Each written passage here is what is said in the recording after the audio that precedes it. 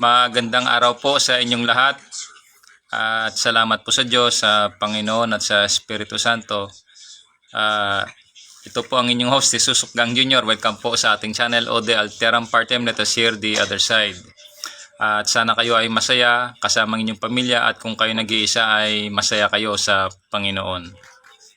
So nag-live po ako dahil itong aking isang cellphone halos na ubusan na ho ng memory.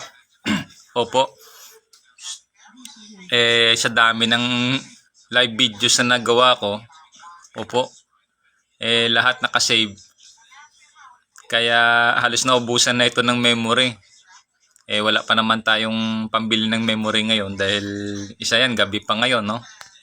So, ang akin lang, dahil sa kasalukuyan, meron hong in particular diyan sa Middle East, opo, may crisis diyan. At alam naman natin yung trending na yan prior the US attack sa Iran, no?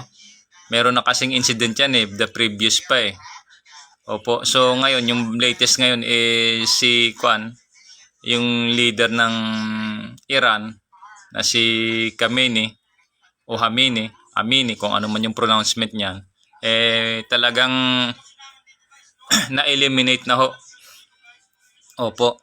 Dahil siya ho yung radical, wag na lang siguro ako magbanggit ng religion, baka may masaktan na ibang grupo ba, no? Ano po kasi siya sila kasi yung tawag nito, may mga advokasya na death to America, death to Israel. So ganun ho. At yung malungkot ngayon dahil sa pangyayari na yan, palipad sila ng palipad ng missile. So ang daming tinatamaan doon, yung mga, siyempre bawat bansa doon sa Middle East meron ho, lalo na yung mga may mga impluwensya ng Amerika, meron na silang mga countermeasures doon. Sa tuwing dumadaan yung missile doon, siyempre kina-counter nila iyon Ang tawag nila dyan, Iron Dome or Dome. Opo. At nag-live na rin ako dahil yung aking kapatid, concerned din ako doon dahil nasa Abu Dhabi siya, pati yung pamilya niya. So, sana nasa maayos silang kalagayan at sa lahat na rin ho ng Pilipino diyan sa sa Middle East, sana ho ingatan kayo. At yung malungkot lang dahil meron talagang, alam mo na, mga tao talaga nadadamay dito. Ang tawag nga dyan parang ang tawag din collateral damage So yun lang ho. Condolence doon sa mga pamilya at lalo na sa pamilyang Pilipino na yung kanyang asawa ay nasawi ho habang inaagapay o tinutulungan yung kanyang kasambahay dalhin doon sa shelter. Tinamaan ho ng bomba yung somewhere doon sa lugar niya at namatay ho siya, yung isang Pilipina. So ayon ho sa balita, na confirm naman ho ng kanyang asawa na isa rin hong OFW. At yun nga yung malungkot doon. Baka no, sa akin lang ganun talaga, manalangin na lang tayo dahil syempre hindi natin mapigilan This is a result ito ng geopolitics Tsaka ang isa ho dyan sa mga pinagmulan talaga dyan is yung religion. Opo. Nakasaad naman yan sa Biblia. Tulad yan, the 4 horsemen of the apocalypse. O yung digmaan. Nakasado yan sa Biblia na talaga hong digmaan. At sinasabi yan sa Mateo 24 na mga events na pwedeng mangyari. Opo. Siyempre, ang nangyari kasi dyan sa Iran, ang kwento talaga niyan, hindi naman dati, umpisahan lang natin halimbawa 1970s, hindi naman talaga yan, sila extremist ba o radical in a sense. Kaso lang, ang sabihin na natin dito, baka sabihin nyo bias tayo o bias ako. Hindi ho. Ayon ho sa mga sources, meron hong nakialam talaga dyan, yung isa dyan, yung CIA. So alam naman natin yung Central Intelligence Agency under ho ng Amerika. Pwede natin siguro sabihin na ayon sa mga sources na nakialam sila at tapos siyempre natapol yung Shah of Iran. Opo, napalayas yun tapos pumunta ng Amerika, namatay pa nga yun Opo. So na-oster yun. Na-oster sila ng Islamist, mga alam nyo na, mga religious, mga radicals ba. So from the 70s up to now, sana mabalik yan sa tinatawag na demokrasya ba, no? Mayroon silang kalayaan kasi hindi dapat ganyan na yung mga radicals ang radicals yung mga ganyan. Kasi hindi naman sa inaano ko yung religion ng, banggitin ko na rin religion ng Islam. Sa amin kasi sa Kristiyano, kahit sino ho kayo, marunong kaming makisama Opo. Ganon kasi ang doktrina sa Biblia, makisama sa lahat.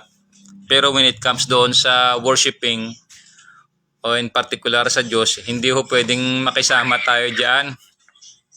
Opo, yan po yung katotohanan niya na sinasabi sa Biblia. So, ini-inform ko lang kayo dahil ang akin pong gagawin sa susunod na ito, sa sunod na mga, ibig sabihin sa sunod ko na mga action is maglalagay ho ako ng GCash.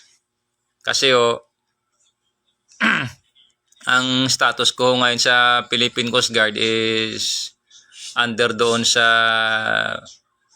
PCG RR RB. No, naglabas yung chairman ng ng letter, pinadala sa akin through email. So nabasa ko siya nung last 27. This last 27 of February. Opo, madaling araw ko nabasa. So, hindi naman ako sa nanghinaan ng loob, nalulungkot o nalulugmok o ano pa man. Ang akin lang, gagawa ho ako ng hakbang legal. Opo. Kaya doon sa gagawin kong GCash, ay alam nyo naman sa aking Facebook, hindi ho ako nagsusulisit. Siyempre, pinapag-aralan ko dahil yung tinatawag na legal battle o legal na hakbang, kailangan that would entail finances. Opo. Wala naman hong tutulong sa akin pagdating sa finances. Meron mga ilan sa aking mga classmate, mga kaibigan, tumutulong sa mga relatives ko, tumutulong. Kahit dito yung mga nakakilala sa akin, siyempre tumutulong din. Opo. Minsan nauutusan ako, okay lang iyon. At sabi ko nga sa inyo, hindi ako kasi lawyer Kasi kung lawyer sana ako, siyempre may grupo akong mga lawyer, makahingi sana ako ng tulong doon para may mag-represent sa akin sa korte. Magkaroon ako ng legal counsel. Kasi nakita ko talaga, meron talagang laban ito. Kasi yung sa chairman ng board dyan sa PCG-RRB,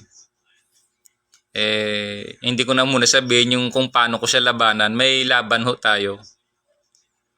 May laban Talagang katakot-takot ang aabutin nito po pag sa korte. Kasi baka sabihin niya with finality siguro dyan sa amin pwede niya sabihin, pero hindi pa ako nakagawa ng hakbang ng apila dyan mismo sa Coast Guard kasi pwede pa akong mag-apila dun sa legal on the higher level, on the legal side Pero most probably dahil isa siyang senior officer at chief of staff dyan sa Philippine Coast Guard, most probably baka siya pa rin yung pakinggan. Lalo na siyempre mga top brass yan sila So ilan-ilan lang din naman yung mga top brass at siyempre isa lang akong PO second. Talaga yung aking career dyan, sinira na talaga ng gusto. Bagaman na alam nila mayroon akong potensyal, nakakatulong ako dyan. Kumbaga useful naman ako nakakatulong ako dyan. Opo. Tulad yung iba dyan na may tinatanong sa akin, tinutulungan ko rin binibigyan ko ng talino. Actually, ayaw ko nga magpabayad Ganun kasi yung alam ko na sinasabi sa Biblia. na pag tinanggap ninyong walang bayad, ibigay ninyong walang bayad. Doon lang ho ako sa tinatawag na katapatan. Yan ho yung sinasabi na integridad. Na sinabi mo, ginawa ko. Opo, ginawa ko na po yan at sinasabi ko ngayon. At kung gagawin ko man halimbawa, tulad yan, magkaroon ako ng legal na hakbang laban dyan sa isang official sa Philippine Coast Guard, ganun ho, mangangailangan tayo ng financial. Kaso nga lang, meron naman akong pwedeng i-offer sa mga abogado na actually may mga tinuruan ako dyan mga ilan lang, siguro ilan lang yung naturuan ko, mga isa o dalawa lang yung naturuan ko. Halimbawa, wala kang finances to sustain ng legal battle, may paraan ho iyan. Opo, hindi ko na lang sasabihin dito kasi yung talino na yan, tinatago ko yan since 1995 pa. Opo. So, kailan ko lang nilabas yan? Siguro most probably last year lang yon, 2025. Yes, 2025. It took me 30 years bago ko nilabas yung ganong talino at tinuro ko lang sa 2 tao. Opo, 2 tao lang yung tinuruan ko. So, alam naman ito ng ibang mga abogado siguro kung ano iyan. Kasi profesyon nila yan, siyempre alam nila yon.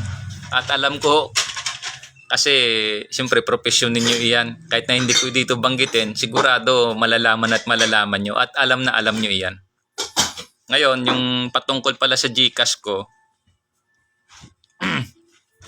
gagawa ho ako ng GCash na sabihin ko ng bagong GCash para ho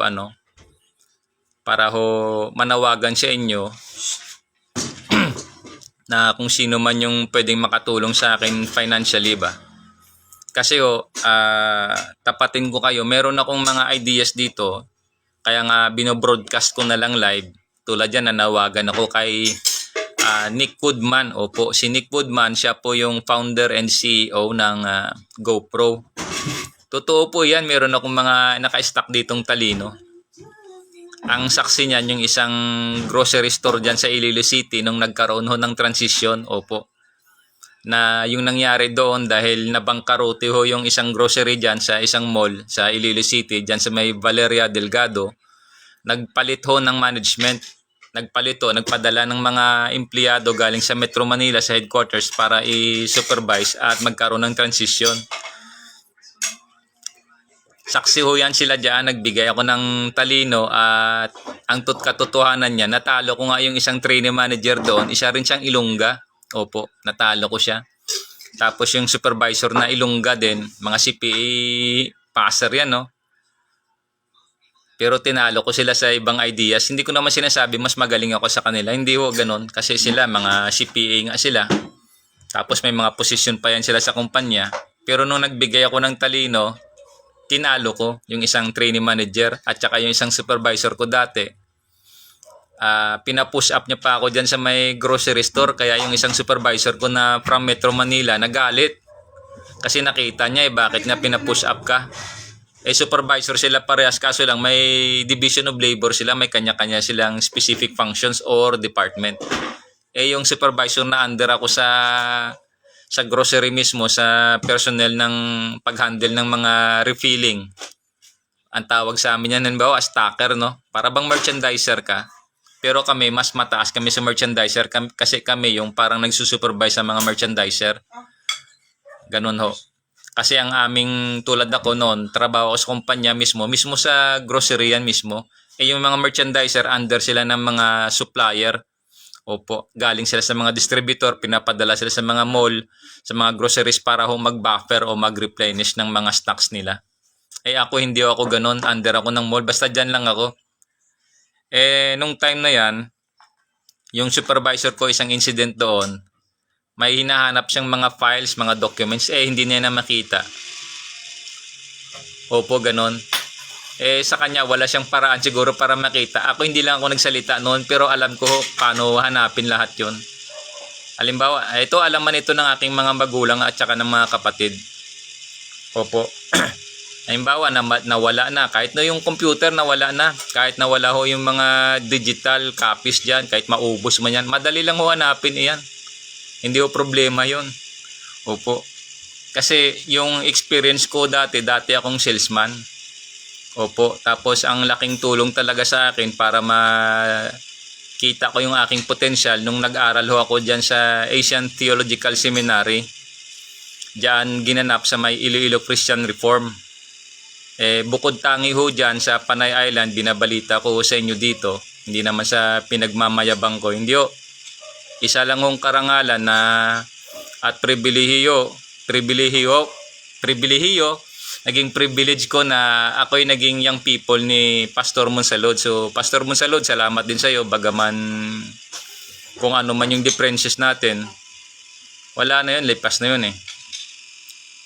Dahil kay Pastor Monsalud na kapag-aral ako dyan sa Iloilo Christian Reform sa may Asian Theological Seminary, na kung saan kasalukuyan ay dyan ho ginaganap yung mga masteral, opo, masteral course para ho sa mga pastor, mga obispo, ganun ho.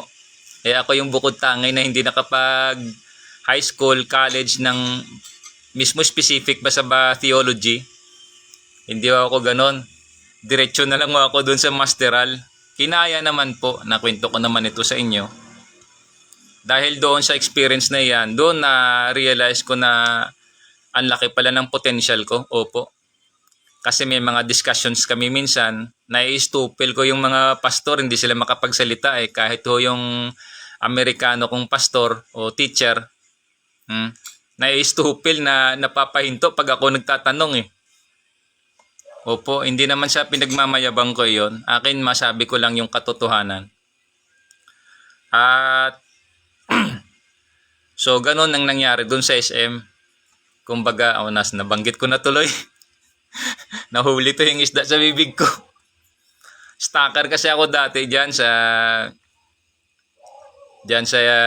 grocery na yan noong 1996. Opo. Ano iyon?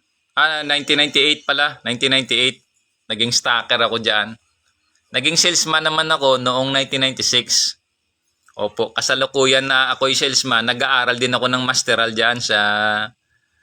Kaya medyo nahirapan ako noon. Pero ang advantage ko lang noon, bagaman nagmamasteral ako, kasi yung klase namin dyan, yung klase ko, dyan sa Iloilo Christian Reform, dyan sa may tapat ng... Tabi mismo ng Iloilo River Queen Hotel. Tapat siya ng Metro Water District, or ng Boy Scout, or ng Hall of Justice, sa kabila, Tawid Ilog, yung Gaisano City. O na-advertise ko na sa inyo. Yung Iloilo Christian Reform, dyan ho kami nag-aral sa ibaba. May library silang maliit dyan. Tsaka ang lawak ho. Doon sa ibaba nila kung saan naggaganap sila ng mga conference. Tulad yan yung mga masteral nila. So isa hong karangalan iyan na noong 1996 nakapag-aral ako dyan. Dahil ito naman si Pastor Monsalud, isa ho siyang obispo dyan sa Panay Island. Opo. Obispo siya sa mga born again, mga...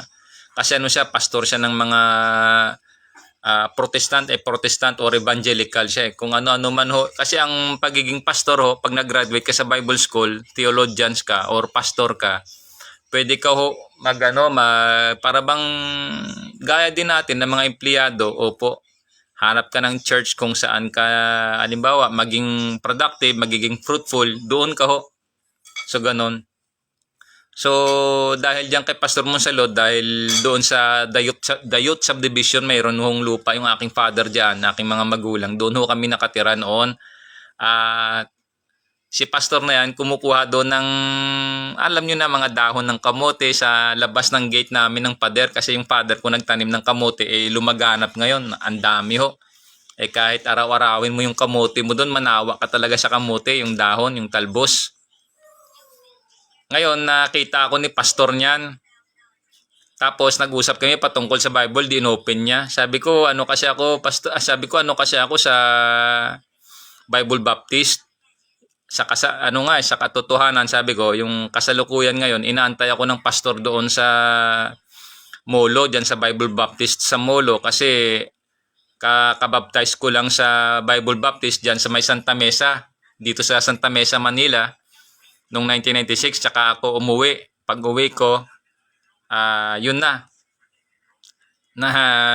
Nagpang-abot kami doon. And sa ilang panahon siguro, ilang araw, yung ganun. Sabi sa akin ni pastor, ganun ba? Sabi niya, wag ka nang pumunta doon. Pastor din kasi ako. Meron akong church dito malapit lang mismo sa bahay namin. Nung time nun, wala kasi akong trabaho din. Sabi niya gusto mo maging young people kita.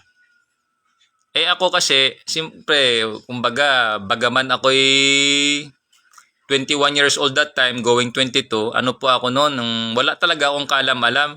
Ang pagkaalam ko, pagka sinabing born again ka or Christian ka, lahat yun eh. Yun ang tingin ko isa eh. Yung pala, may mga denomination pa yon. Malay ko talaga, walang kaalam-alam. Yan ang kwento niyan. Pero nung minsan, pumunta talaga ako sa molo, pinuntahan ko talaga yung Amerikanong pastor doon. Hinahanap kasi ako niyan eh. Tapos nag-uusap talaga kami. Sabi niya, bakit ngayon ka lang dumating? Sabi ng Amerikanong pastor. Nakalimutan ko na rin yung pangalan nun eh. Sabi niya, mag-aaral ka rito. Sabi ko, wala kasi ako pastor, wala kasi akong trabaho. Eh, anong pang sustain ko dyan? Pambili ko ng libro, damit, lahat kung ano. Siyempre, kailangan talaga niyan eh. Yung mga basic necessities natin. Sabi niya, ganito ako na bahala, ganito, ganyan. Siyempre, nang inaano ko ng loob nung una, bata pa ako nun eh. Ganun kasi may, it would entail talaga ng expenses. Yung sinasabi ba, necessities. Hindi naman gusto, no? Kasi necessities, kailangan mo talaga yan. You cannot do without eh. So, ganun. Ang nangyari, dahil nag-offer naman itong si pastor, dahil ang pagkaalam ko, isa lang yan. Yung pala, iba-iba pala yun sila. Doon ko lang na-realize later na. Tapos naman, siyempre sumasama na akong kay Pastor Monsalod, nakuha niya ako bilang young people, pero hindi niya ako nabautismo, nagpabautismo ako nun sa Bible Baptist. Sabi niya, okay lang yan, ganun din yan, ganito, kasi meron siyang sinabi sa akin din noon, doon ko narinig yung sinasabi niyang OSAS. Sabi ko, ano pastor yung OSAS? Sabi niya, once saved, always saved. Saved talaga yan. So, ganun yung kwento noon. Gumagala siya sa probinsya, nagbibisita siya from churches to churches. Nagbibisita sa churches to churches. Tapos sinasama niya ako. Opo.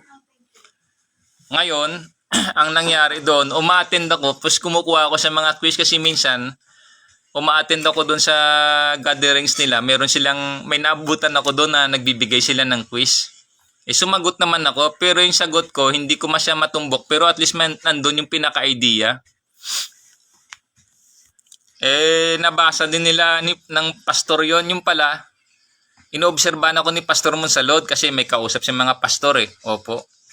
Kasi si Pastor Monsalod, kumbaga dyan sa Panay Island, isa ho siyang obispo. Marami siyang hawak ng mga grupo ba ng mga pastor. Kasi may ranking din sila eh. Opo. Kasi si Pastor Monsalod, taga Cebu yan. Opo, taga Cebu.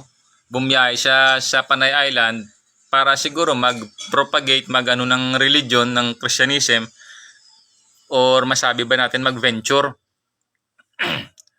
So, ganun. Kaya minsan, tinatanong ko siya talaga, sabi ko, Pastor, gusto ko na mag-aral. Sabi niya, wala ka na bang plano magsiman kasi graduate ka ng John B. Lacson, sayang naman yung career mo. Sabi niya, ganun. Sabi ko, siguro, ginigauge niya lang ba yung drive ko, yung zealousness. Sabi ko, wala na pastor kasi nawala na rin ako ng gana eh. Kasi sabihin ko na rin sa inyo, yung kumbaga mayroong mga issues sa pamilya namin, hindi ko na lang banggitin dito kasi lipas na yan eh. May mga hilom na ba ng mga sugat, naging karanasan na lang, naging kwento na lang. So, sabi niya, mas maganda nga ito kasi sa Diyos ka na lang sabi ko ganun. Mas maganda nga yan, sabi ko ganyan. Nandun talaga ang seriousness, gusto ko talaga mag-aral. Inoobserbahan niya pala ako habang nagmi-mission siya. Opo, nagbibisita siya, kumbaga dalaw-dalaw mga church ba. Kasabi ang Tagalog nga, dalaw iglesia no? Mga bisita iglesia, kung ano man sa Catholicism, meron din yan eh. So in short, sabi niya ganyan, hindi ka kasi pwede doon dahil matatalo mo yung mga pastor. Nagulat ako, sabi ko, bakit ganun man itong sinabi nito? Matatalo ko daw yung mga pastor kasi nakita ko yung doon, busy sila, masigasig ba sila, masaya sila na nag-aaral sa Bible. Opo. Sabi niya, wag ka doon to kasi matatalo mo yung pastor doon. Hindi ako makapaniwala, talagang nagtataka ako. Tapos nung minsan, pumunta kami dyan sa Iloilo Christian Reform, in-interview ako ni Pastor Gab. Ang tawag sa kanya, Pastor Gab yung bansag sa kanya eh. Si Gumban, Pastor Gumban. Siya nga yung nagbigay ng Bible sa akin eh. Ito pa yung Bible oh. Sana ba yung Bible? ay nandun nakatago. Yung minsan pinakita ko rin dito sa Facebook Live. So, ganon. 1996 yon nung nag-aaral ako noon. Tapos nung minsan, sabi niya may klase kayo sa Friday. Pina-enroll ako ni Pastor Monsalod, pinatinulungan ako. In-interview ako ng ganon. Maiksi lang yung interview, kwento-kwento lang. Yung pala, interview na pala yun, yung pakipag-usap, pakipagkwentuhan. Tapos nang minsan, nandun ako sa classroom sa baba. Sabi ko, saan gaganapin yung pag-aaral? Sabi niya, dito sa baba. Ang ganda, ang laki ng table, yung round table, ang laki. Tapos may mga blackboard doon. Ang laki ng space. Tapos, may dumating. Pastor, ganyan. Nag-uusap sila, nakatalikod ako, nakaupo lang ako, ganyan. Susulat ako, nagbabasa ako ng mga binabasa. May narinig ako sa likod na naghihiligay nun. Opo, salitang hiligay nun. Nag-uusap sila sa salita namin, yung hiligay nun. Paglingon ko, nagulat ako. Sabi ko, Amerikano man ito. Sabi ko, napakagaling naman ka ako maghiligay nun ito sa loob-loob ko. Opo, kung tutuusin, talo nga ako sa salitang hiligay nun Kasi bakit ako talo sa salitang hiligay nun? Kasi karamihan sa atin, halimbawa, sa hiligay nun, para bang yung grammar, opo, ibig sabihin yung grammar, yung sentence construction, minsan mali-mali, pero at least gets mo na yun pag ganun man. Parang ganun din sa English, parang may English barok sila, pero nagkakaintindihan na yun. Parang sa Tagalog din minsan, nagkakamali din minsan. Opo. Siya, talagang yung grammatical niya, talagang superb, kahanga-hanga. Opo. Pagling ko, grabe man ito. Yun na, nag-start na ngayon yung klase namin doon. Yung subject, yung course was the New Testament Survey. Sabi ko, grabe naman ito. New Testament Survey, ang dami pa naman nun. Ang background ko lang talaga sa Bible School, nung nag-aral ako sa Seventh-day Adventist, nung ako'y grade 3 hanggang nag-graduate ako ng grade 6, pinapamemorize kami ng mga memory verse, tapos yung books of the Bible, tulad niyan, Genesis, Exodus, Leviticus, Numbers, Deuteronomy, Joshua, Judges, 1 Samuel, 2 Samuel, 1 Kings, 2 Kings, 1 Chronicles, Ezra, Nehemiah, Esther, Job, Psalms, Proverbs, Ecclesiastes, Solomon, Isaiah, Jeremiah, Lamentation, Ezekiel, Daniel, Hosea, Joel, Amos, Obadiah, Jonah, Micah, Habakkuk, Zephaniah, Haggai, Zechariah, Malakay, Matthew, Mark, Luke, John, Acts, Romans, 1 Corinthians, 2 Corinthians, Galatians, Ephesians, Philippians, Colossians, 1 Thessalonians, 1 Timothy, 2 Timothy, Titus, Philemon, Hebrew, James, 1 Peter, 2 Peter, 1 John, 3 John, Jude, Revelation. So, ganon, 66 books of the Bible. So, ganon, sabi ko, ang dami nito Yung sabi niya, hindi, wag tayo sa Old Testament, New Testament survey lang tayo. Tapos, diniscard doon yung gospel, yung the first 4 books, yung Genesis, yung Matthew, Mark, Luke, John, and kumbaga survey from the book of Acts up to the Revelation pero yung iba dun hindi namin na touchdown kasi more on tawag nito, masabi ko ba na naka-case? Opo. Yung New Testament survey is parang curriculum po siya. Opo. Kasi nga doon sa aming pag-aaral, meron nung tinuro sa amin na yung what are the types of question, kung ano lang pwedeng itanong mo. Halimbawa, nagbabasa ka ng isang verse. Kumbaga, limited lang siya sa ganong template. Opo, hindi ka pwedeng magtanong na halimbawa on a level na transcendency, spiritual transcendency. Hindi ang pinaka pag-aaral noon was, kalimutan ko yung iba, yung sort of academics. Opo. Ganon. Yung hindi ka pwede ba magtanong ng other na mga types na tanong na something spirituality or yung parang trabaho ba ng isang pag-aaral talaga, kumbaga legal, limited lang basta may specific lang siya na template, nakalimutan ko ang specific na term doon Tapos sa pag-aaral na yon may binabasihan kami, halimbawa sa language. Kasi ang Bible nakasulat yan sa tinatawag na manuscript. From the word na manus, saka script yung hand, no? Sulat kamay, kaya nga manuscript, yung manuskrito o sulat kamay. Tapos ang Bible is a plural word. Opo. Biblia sa Latin. Ang Bible is from the Greek, which is plural. Opo. Yung singular naman ng Bible, yung sinasabing book is Biblios or Biblion. Kaya nga, ang Biblia, ito, from the Latin, from the loan word na na Biblia, hiniram din ho ng Tagalog yan. Kaya ho yung salitang Biblia, hindi ho yan Tagalog. It's from the Latin Biblia, which means plural books. Kaya nga ang Bible is composed of 66 books from Genesis to Revelation. So the Bible is from the Latin. Opo. So yan. Yan. Pero ito naman ito Tagalog. I don't know kung diglot ito. Hindi yata diglot to eh. Hindi nga. Kasi yung diglot pala, siya, dalawang language yun siya. It's Tagalog and English, kaya tinatawag siyang diglot. So, ganun ho. So, dun sa New Testament survey, meron lang ho kaming specific doon na template. Kumbaga, limit na yung pag-aaral namin sa ganun. So, it's a 1 semester ho ako nag-aaral doon, isang semester. Opo. Maganda ho talaga dahil nagbibigay siya ng tanong tapos pinapaisip kami talaga mag-isip ka talaga ng todo doon. Talagang magsusurvey ka talaga pati yung travel ni Paul. Meron palang mga may mga ways pala na pwedeng mag-aral na mas madali. Kaso lang siyempre limited yung resources ko. Wala akong laptop, wala akong internet that time. Hindi pa naman ganun kalaganap masyado yun nung time nung 96 eh. Tapos talagang mahal ng mga cellphone pa noon, mahal talaga lahat, mga digital na kwan. So in short, talagang minsan nga may nakita ako, doon ko pa natutunan ko naman yung sinasabing concordance yan, si Pastor Monsalud sabi niya to concordance, tingnan mo. Sabi ko ano yon? Sabi niya yung yung tingnan mo sa likod ng Bible, merong sinasabing concordance. Yung concordance, ang katumbas yan sa mga libro, index. Opo. Yung relationship ng index saka ng concordance halos magkaparehas iyan. Kasi sa concordance maghahanap ka ng entry word, parang sa dictionary din. Entry word, tapos ang dami doon, alphabetical ho siya. Alphabetical din yan siya, tapos may mga paliwanag doon, may mga Bible verses siya, ganon. So ganon siya, naturo sa akin ni Pastor Monsalud Index. So, ang galing ho ng na-experience ko doon sa Iloilo Christian Reform. Salamat sa Diyos. Bagaman talagang ang hirap din kasi si salesman ako noon tapos talagang todo basa ka talaga. Aral ka ng aral. Talaga doon ko naranasan, sabi ko, grabe pala kahirap ang hirap pala ng working student. Kaya saludo. Saludo sa mga nag-working student. Shout out sa inyo.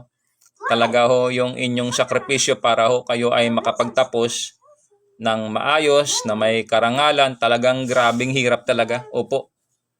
Grabing hirap talaga niyan. Lalo na yung sa aking kurso nun, masteral eh.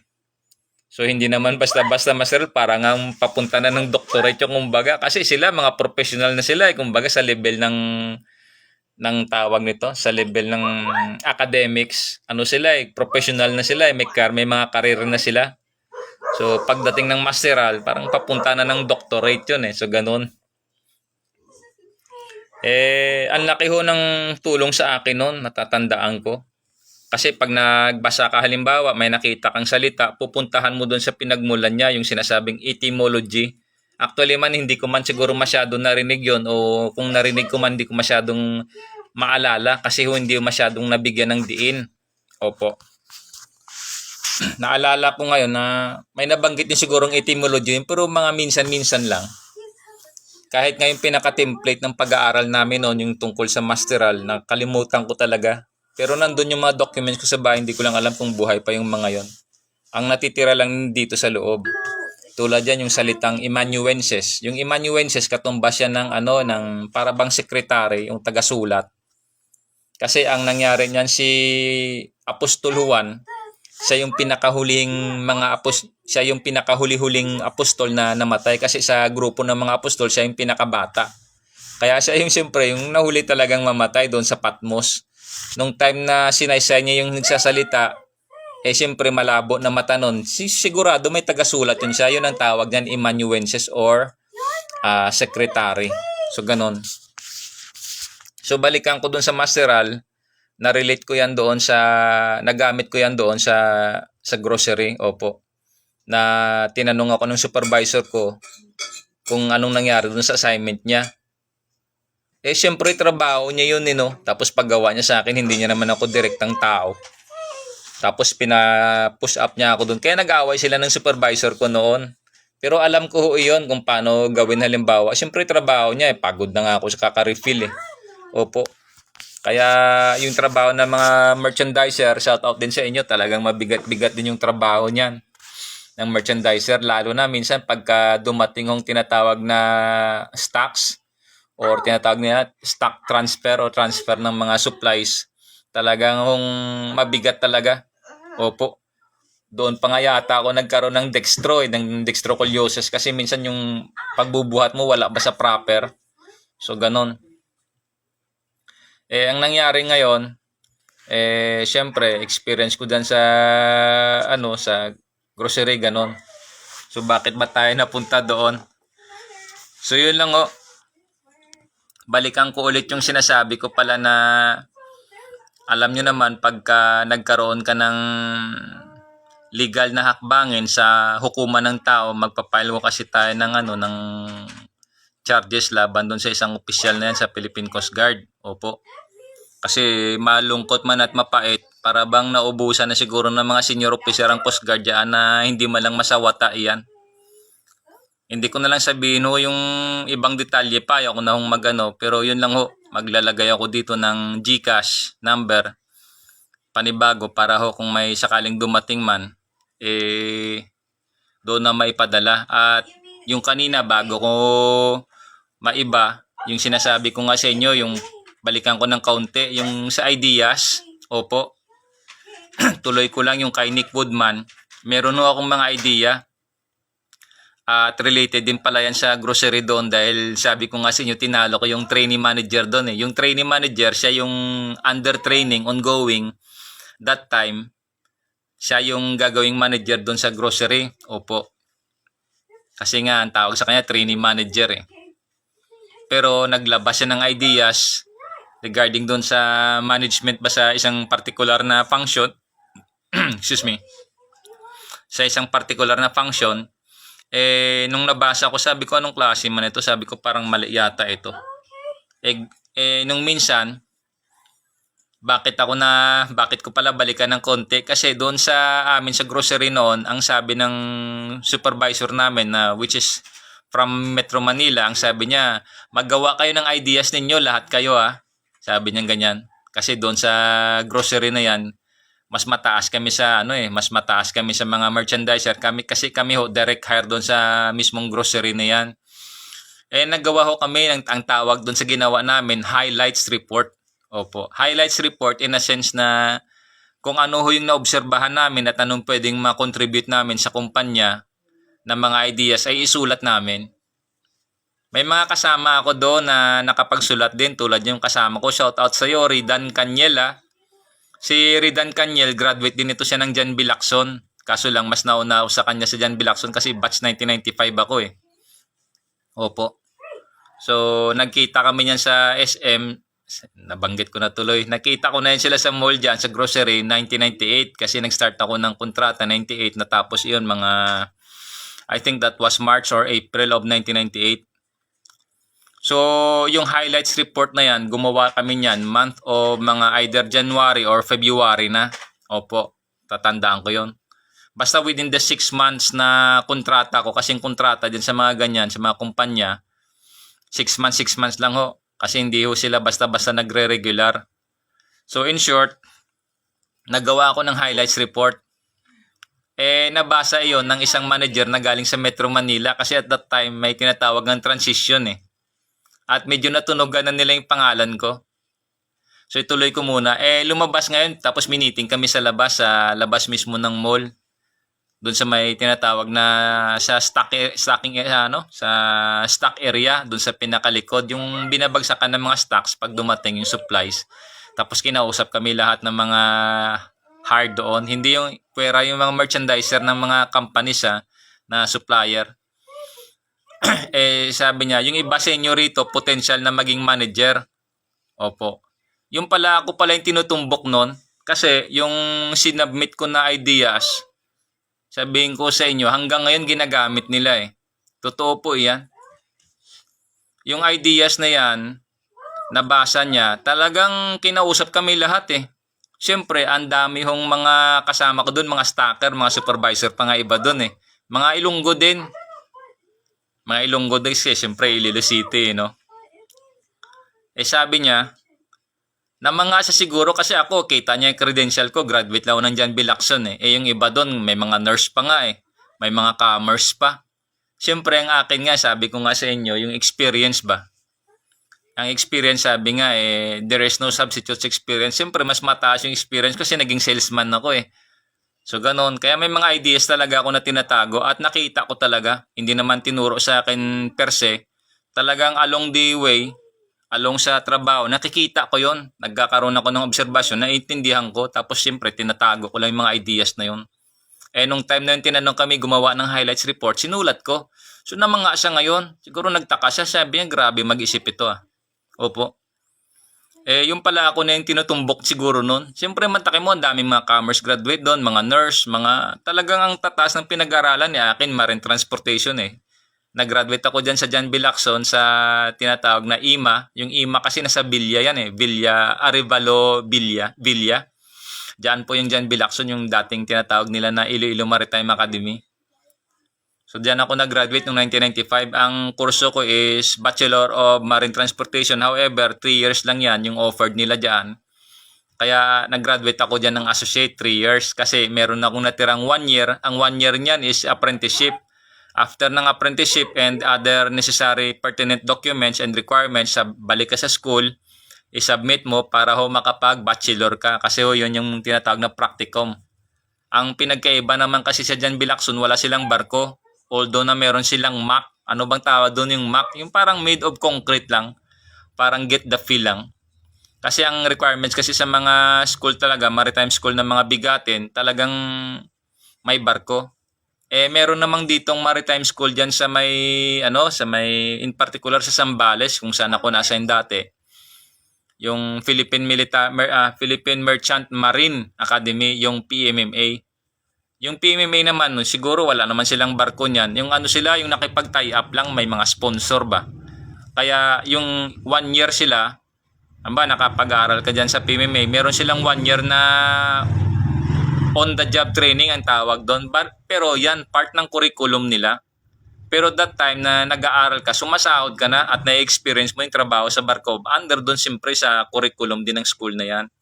Kaya isa rin sa mga magandang maritime school, yung piliin nyo talaga yung maritime school na meron din talagang barko at meron talaga silang kapasidad na magpaaral, ibig sabihin tumanggap ng estudyante at magpasakay sa barko. Tulad yan, isang magandang eskwelahan din, yung maritime school, i-promote ko na rin. In fairness naman, yung NYK. Yung NYK na yan, ang principal niyan, yung sa Hapon. Grabe rin talaga ang disiplina dyan na tinuturo sa NYK. At meron talaga silang kumpanya, may manning agency talaga yan at may mga barko talaga, may asset talaga yung NYK na yan. At maganda ho yung curriculum sa Japan kasi nabasa ko yan sa isang scratch noon. May tinatapon kasi mga scratch doon yung JICA, doon sa Coast Guard Education and Training Command. Nabasa ko yon yung naka-depict na bilog. Kumbaga schooling, training, schooling, tapos may cycle sila sa pag-aaral eh. Eh yung cycle ng pag-aaral na yan, na-imprint ba sa utak ko? So ganun ho, na ang education sa kanila, tatanggapin ka, tuturuan ka ng education, the same time ng skills. Tapos siyempre naturuan ka, apply mo ngayon yung skills. Pag-apply mo ng skills, babalik ka ulit sa school, tapos papag-aralan mo ulit yung kung tama nga yung pinag-aralan mo. At the same time na yun na, i-apply mo ulit. Yun na yung pag-graduate. So, tuloy-tuloy sa may cycle yung pag-aaral mo. At the same time, yung pag-aaral talaga, yung model ng Japan, pagdating mo sa pedagogy or tinatawag ng paradigm or model, the best isa yan sa one of the best din siguro. If not the best. If not the best, one of the best. So, ganun ho. Nauuhaw ako Pasuyo mga tubig na namamalat ako So, bago ko pala ituloy, if you have any questions, comments down the section below, and pwede ko kayong sagutin, pwede kong mag-post kayo dyan. Halimbawa, magtanong kayo, sabihin nyo, sasagutin ko sa abot ng aking makakaya. Inom muna tayo tubig.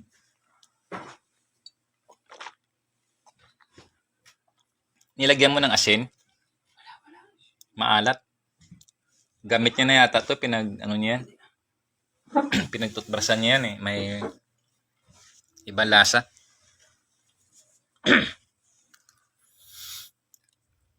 So, ganon. Kung may question na kayo, pwede ko kayong mag-post sa comment section below. Kahit na anong tanong nyo. So, gaya nga ng sinabi ko, meron akong mga ideas dito, hindi ko man may submit. Tulad yan, kaya ginagawa ko Facebook Live, baka sabihin yun mayabang. Hindi ho. Totoo ho yan. Meron ho akong documents dito, yung galing ho mismo sa Malacanang, binigay sa akin doon sa Presidential Complaint Center, yung ideas na sinubmit ko doon way back 2018. Kaya binigyan ako ng acknowledgement letter. Yun nga lang, medyo malungkot dito sa Coast Guard, hindi ako tinanggap eh. Nilapatan ako ng 10 years na under sa NHQ National Headquarters Philippine Coast Guard, circular number 05-20 dated 28 May of 2020, paragraph 5, decimal F. Ang sinasabi, dapat talaga may minimum ka na re-entrant should have at least a minimum of 10 years to serve in the PCG service. So, ganun ho. Paano pa ako magka 10 years yan? Kasi tineknikal niya ako, daanin niya ako habang nasa active duty ako, tinanggal niya ako kasi age ako 50, yung retirement is 56. So meron talagang masabi mo talaga na there is an intent, no? So ganun no, katindi ang ginagawa nito. Kaya akin panawagan sa susunod, magano ako ng GCash ko para hingi ako ng tulong sa inyo. Although na pwede mo sabihin siguro solicitation or what, pero ito sa legal sa legal na hakbangin natin, sa legal na hakbangin ko. At syempre makanote naman doon yung mga numbers niyo, syempre ino-note down ko iyon. Kasi may briefing naman 'yan.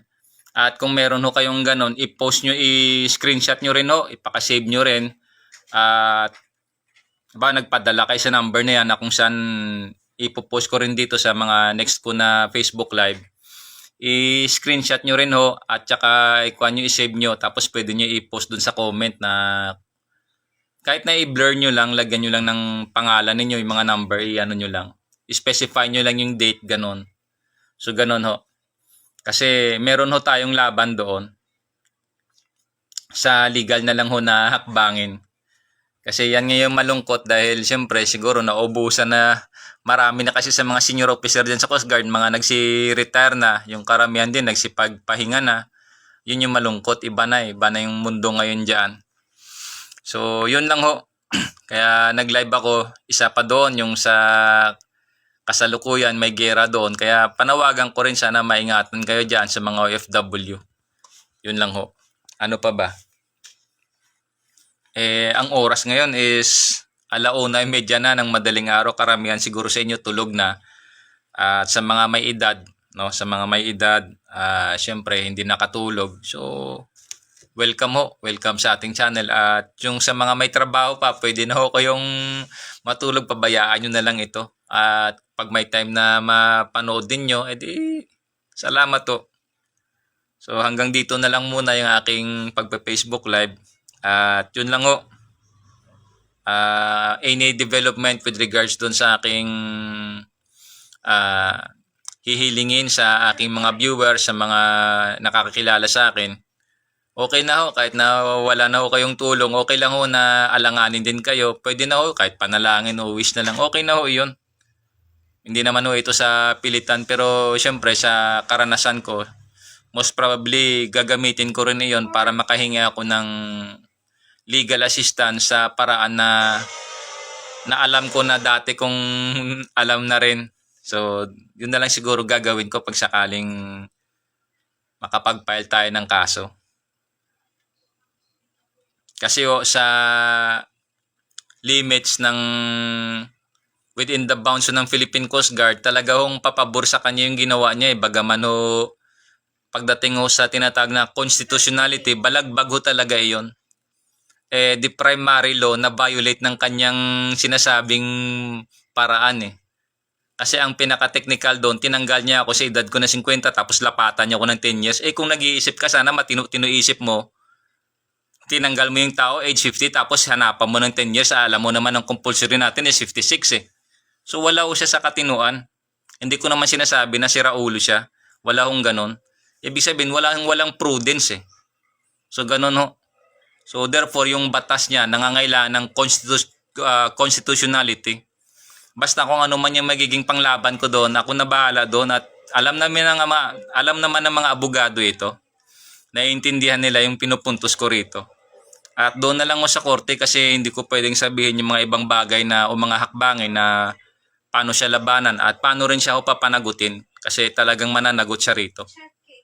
Hindi naman siya tinatakot natin siya. Alam naman ho natin yan at alam ho ng mga abogado rito na mananagot talaga siya sa batas sa ginawa niya na ito. Mantakin mo, ikaw yung acting CG1, ikaw yung chief of staff ng Philippine Coast Guard, at the same time, ikaw pa yung chairman ng board. Bakit mo ako i-deny? Why is this specific? Ganun ba? At least nagigets nyo na ho. Alam nyo na ho yung mga bagay na yan. Kasi nga sa korte, halimbawa, merong municipal trial court, sa circuit trial court, meron pa yung regional trial court. Pag natalo ka halimbawa doon tsaka aggrieved ka, hindi ka kontento, pwede mo dalhin sa Court of Appeal. Pag hindi pa mapatunayan sa Court of Appeal, dalhin mo sa Supreme Court. Supreme Court na ho ang pinaka final arbiter. Pero sigurado ito, hindi naman ho tayo aabutin doon kasi ho may mga documentary evidence naman tayo. Most probably mapapabilis ito kasi documentary naman, hindi naman ito krimen eh. Well, siguro kung mayroon mang krimen siguro na involvement is yung ma-request ko doon, yung documents ko na attachment ko doon, bakit na hindi na makita, kasama yan doon sa aking sinubmit na documents, bakit na wala. So, ganun yun. So, once na na-submit na forward na yan doon, tapos nawala yung documents, anong paraan, paano, di ba? Although mahirap naman na ipatunayan sa korte yan, pero ang mangyari, nag-submit ako meron akong receiving copy or mga copies ng documents ko. However, hindi naman pinirmahan lahat yon. Pero syempre, naka-highlight yan doon eh. Naka-entry doon sa tinatawag ko na letter of appeal na yung aking attachment, meron akong in-attach doon. Opo, kasi kasama doon sa aking sinulat na apila. So, ganun ho. So, ano pa ba? So far, wala pa naman tayong basher dito. Meron lang tayong isang basher, si Dieter. Dieter Kapitin. Siya lang yung bukod tanging basher at baka masubaybayan niya ito. Magko-comment na naman siya. Pinalitan nga niya ng Japanese character yung kanyang pangalan. At comment siya ng comment. Ayaw niya naman ako harapin sa isang debate, maginoong debate o live na pag-uusap. Willing ho ako. At nasabi ko naman yung pinagmulan ng aming hindi pagkaintindihan regarding doon sa comment section. It's because nag-post ako ng ano bang ipinost ko doon. When you have something to say, no one is more hated than he who speak the truth. Si Plato. Saglit lang hindi to yun eh.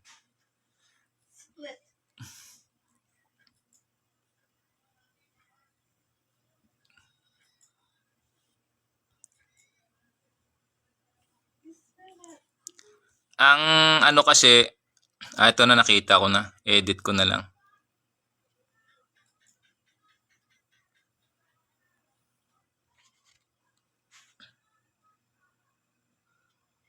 Dito kasi kami nag-umpisa mag-sagutan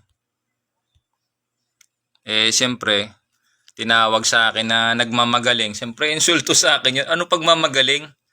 Yan ho ang pinagmulan ng aming debate. Actually, na-screenshot ko yun In-screenshot ko po para may patunay ako na wala talaga akong against sa kanya kahit na ano man i-comment niya. Opo. Kahit sino man nag-comment doon, wala akong against sa kanila doon. Kahit na alam ko minsan yung comment nila ba masabi ko na katangahan o minsan kulang ba sa research, kulang ba sa pag-aaral, basta na lang makabanat. So ganon. Banatan ba naman yung comment ko? Alin dyan siya nagmamagaling? Meron ngang nakalagay na author, oh. Sino bang author niyan? Yan si Plato, oh. No one is more hated than he who speaks the truth. Plato. Banatan ba naman ako na dalhin ko raw sa Congress yan para kasi nagmamagaling daw ako? Anong pagmamagaling? Quote nga lang yan. Kung matino ka mag-isip niyan, kung may talino ka, kahit kaunting talino lang, andyan yung author, oh. Siya may sabi niya, no, si Plato, oh. Sabi ko ba yan? Tapos sinulat ko yung quote, nagmamagaling. Napakalabo naman yata na ano nun. Syempre, ang akin lang, kasi si Barsaga na suspended yon. Tapos, under doon sa pinost ni Atty. Vic Rodriguez, yung another 60 days extension of suspension. Ganon. In-extend ulit siya kasi nasuspend na siya. In-extend ulit ng 60 days suspension. So, dahil doon sa comment niya na nasabi niya doon sa comment niya, nagmamagaling ako. Sabi ko, magdebate na lang kami. Doon siya sa pro, kung saan pabor siya sa suspension ni Barsaga. Ako naman sa kontra or against. Against naman ako doon sa suspension. Although na siyempre sa suspension pagdating mo sa permahan, kasi permahan votation yan by votation, doon sa House of Representatives,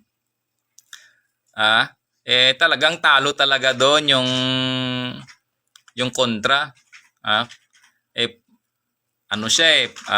Positive side siya, ako negative side. So sa positive side, ano talaga siya?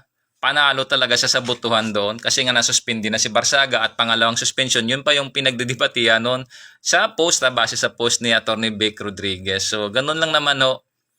Hanggang ngayon ayaw niya makipagdebate sa akin live. Siyempre, tulad yan, wala ka namang tinatago. Bakit ka matakot? Di po ba?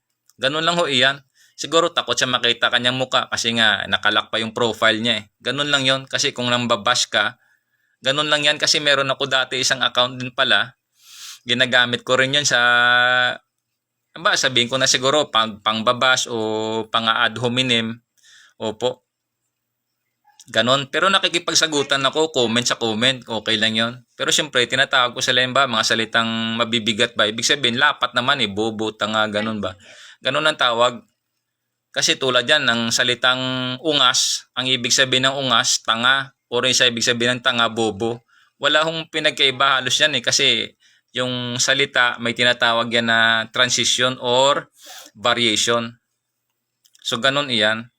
Kaya nga sa ating nasabi ko naman sa inyo dito at pinopromote ko na pag may makita kayong salita, kailangan talaga yung etymology or etymolohiya. It's because of the beginning. Makita mo yung beginning ang pinagmulan ng salita. Tulad nito yung Bible, ito, yan yung Biblia, kasi Tagalog ito Biblia. From the Latin, Biblia, which means books. Kasi ang Bible or Biblia is composed of 66 books. Biblia, Latin, and Tagalog. Or iba pang mga salita, Spanish, mga ganun ba. Tapos ano pa ba tawag nito? Bible. Yung Bible naman from the Greek, Biblios, Biblion, Bible, ganun. It's plural yung salitang Bible. So sa Greek iyan. Ang ating concern lang ngayon kasi dito sa Google sa search, meron minsan politika at saka problema diyan Kaya nga itong si Elon Musk naglagay din siya ng kanyang search engine. I don't know liban doon sa Grok or others niya pa kasi yung tinatawag nito na Google Chrome or others pa na mga search engine meron something na politika. Opo. Naobserbahan ko kasi minsan may hinahanap ako pagbasa ko ng ganito. Maya-maya, nag-iiba na naman. Tulad yan, bigyan ko kayo ng halimbawa. Yung kay Duncan McDougall. Si Duncan McDougall, isa siyang scientist nung way back 1907 na siya yung observe ng tao na pag namamatay, nawawalan ng timbang yung tao pag mamatay. Yung weight na nawawala sa tao pag namatay ay 21.3 grams. Opo.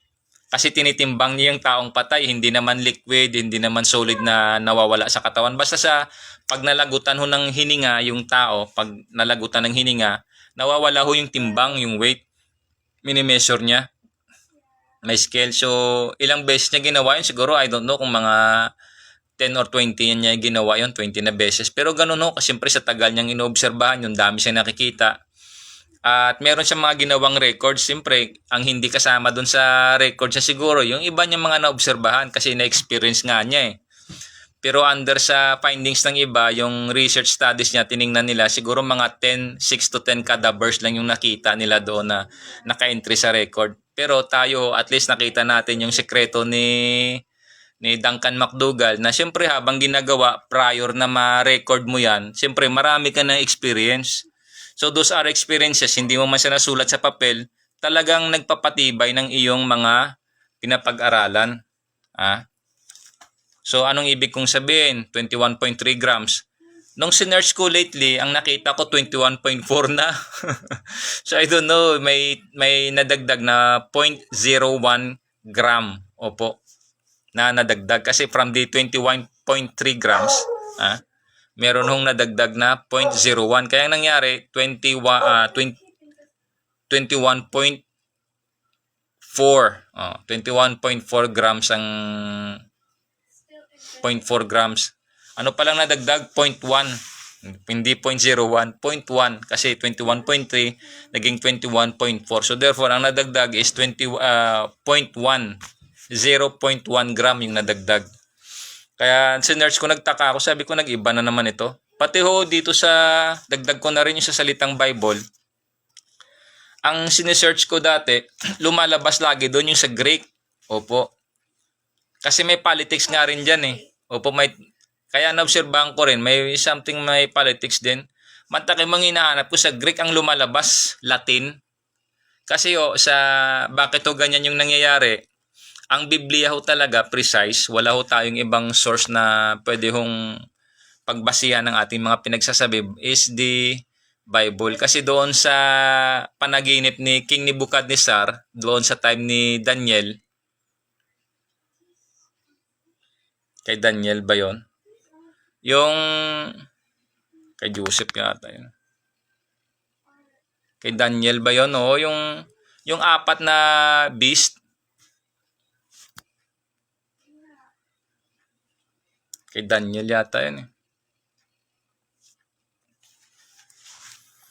Yung merong apat na, yung incident doon na yung ginto kay Nebuchadnezzar. Tapos dito yung Persian Empire, yung the Babylonian Empire, kasi yung head noon hanggang neck is gold.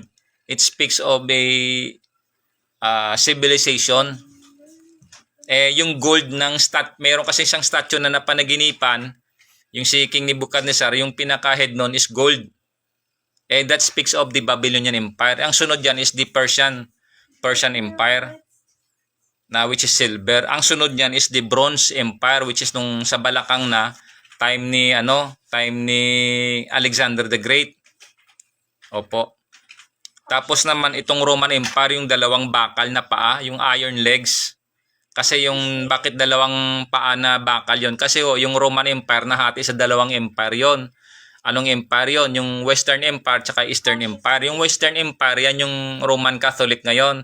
The Western Empire, or tinatawag na Rome. Tapos yung Eastern Empire naman, yung sinasabi nila na the Byzantium or Byzantine Empire. Ito naman sa yung ngayon, yung Turkey. Yung pinaka-ancient name niyan, it was yung tinayo pa na nga ni Constantinople. Pero actually, kung pag-aaralan mo, pinagmulan, syempre hindi pinaka-original pa nun yung kay Constantine. Meron pang mas nauna. Kaso lang lumipat si Constantine dito sa Turkey kasi parte doon sa Europa kung saan nandun yung Roman Empire. Ang dami na hong atraso kasi meron silang tinatawag na crusades. Ang Roman Empire meron silang mga crusades na ginagawa. Yung manakop sila ng manakop. Yun ang style nila, conquering sila, civilization eh. So ito ngayon, yung under sa statue, doon sa sinasabi sa Biblia, merong apat doon na civilization. Yung first doon, yung gold, yung statue. Makita nyo sa Bible o i-search ninyo. So meron ho siyang gold, which is the Babylonian Empire. Next is yung sa shoulder pababa, pa dibdib, yung silver, the Persian Empire. Yan yung nag-conquer sa Babylonian Empire. Bakit nila nasakop 'yon? At nakasaad pa nga dyan sa Babylonian Empire yung mga lalaki nila para bang andito, basahin ko. Yung parang naging babae. Ganun ho. Mag-love muna ako. Yung mga lalaki nila parang andito sa comment ko eh.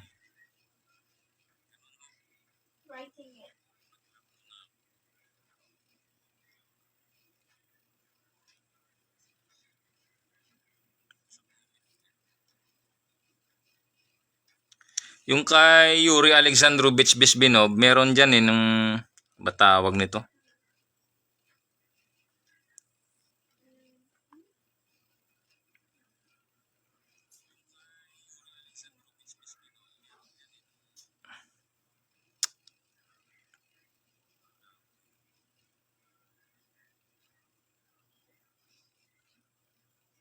Nasa Book of Jeremiah yun eh, saglit lang ah. Kasi yung mga sundalo sa Babylonian Empire, para bang nagkaroon sila ng tinatawag na decadence. Yung sinasabi ba, pwede nating sabihin siguro yung drunkenness, decadence or others pa. Kasi yung mga sundalo siyempre peacetime sila eh, no? Yun ang lagi yung danger sa mapayapa, tahimik. Parang bibiglain ka na lang, merong pangyayari na hindi mo talaga inasahan, darating na lang. At naranasan ko rin ho, yung pala dyan sa Coast Guard, niluluto-luto lang, pinapabayaan ka lang, yung pala ang gagawin sa akin. Talagang ite-technical nila ako. Antayin niya na i-discharge na ako sa edad na 50, tapos hindi niya ako i-reinstate dahil wala na raw akong 10 years na matitira sa serbisyo. Pero daanin ba niya ako sa technical side? Pero at the same time, may mga primary kasi yan no? Kaya hindi ako natatakot doon. Meron tayong laban na legal. Sa legal natin dadaanin yan. Kasi makita talaga doon na wala talagang hustisya ang ginawa niya. Diniprive niya ako, makailang beses niya akong diniprive eh. Tapos meron siya mga hawak na kapangyarihan na kung saan dadaan ako doon. Talagang sinadya niya talaga.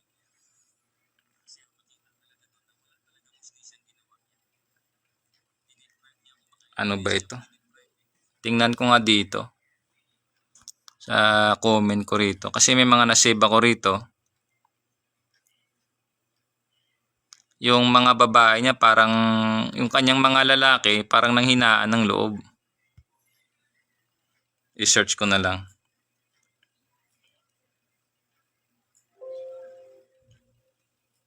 Nasa Jeremiah 51:30 yata yun. Saglit lang yan na nga. Nasa Jeremiah 51:30.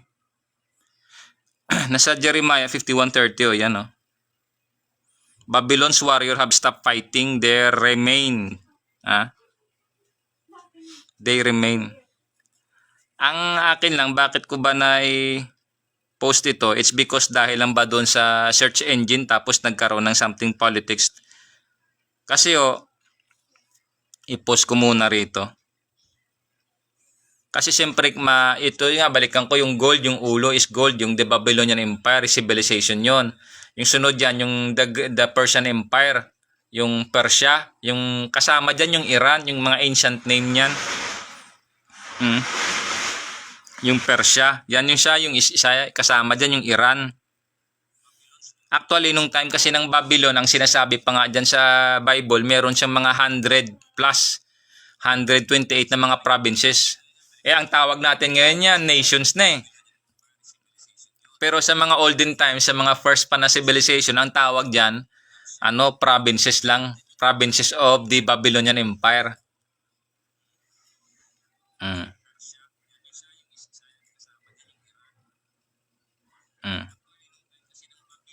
Yan nagkaroon ng decadence yung sa Babylonian Empire, kaya nga nasakop sila ng Persia, hindi sila nakapaganda.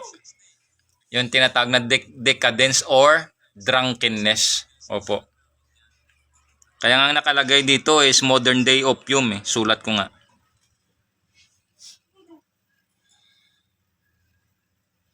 The modern day opium. Hindi nakalagay yung Jeremiah dito eh. At tingnan nyo rin may ipopost ako dito yung Altar of Secrets kung sakali mang bibili kayo ng libro. Yan, na-post ko na Yan.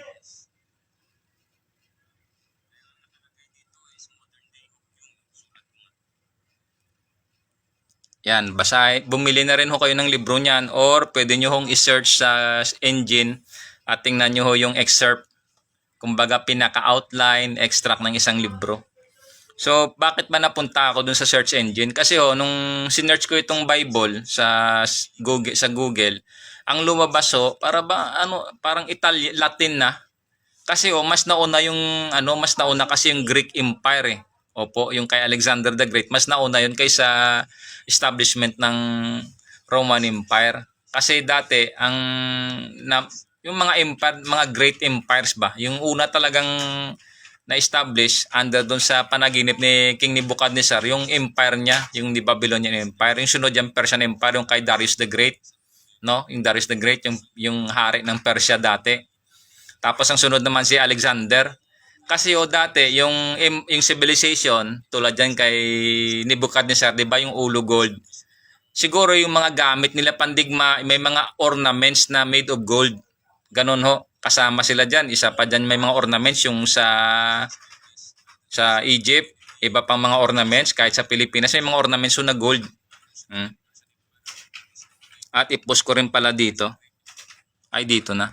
Andito pala. May ginagamit sila na gold. Tapos nung time naman ni Darius the Great ng King of Persia, the Persian civilization, ang gamit nila silver. Kaya may mga ornaments sila, may mga sila gamit pang mga usually silver. Kasi ang silver mas matibay kaysa gold eh. Kaya nga pag gumagawa sila ng mga medal, may mga percentage ng mga metal diyan, hindi siya basta-basta pure 100% na gold kasi pag gold malambot eh. Lalo na pag yung gold na 24 karat, halimbawa, di kaya mas gold na mas malambot to. Malambot pag yung 24 karat gold na purong-puro malambot. Ibig sabihin, ginagamit din yun sa pandigma. May mga ornaments sila na ganon. Tapos yung sa naman, yung sa kay Alexander the Great or the Greek Empire, no? The Greek civilization, ang gamit naman nila bronze. Kaya kung napanood niyo yung pelikula na 300, no? Yung kay yung mabayan man. Ay nako. Kumpitisyahan mo rin eh. Yung sa kay sino ba ito?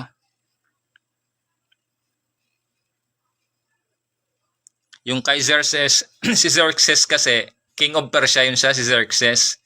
Actually nga may mga historians na sinasabi wala daw yung Xerxes eh.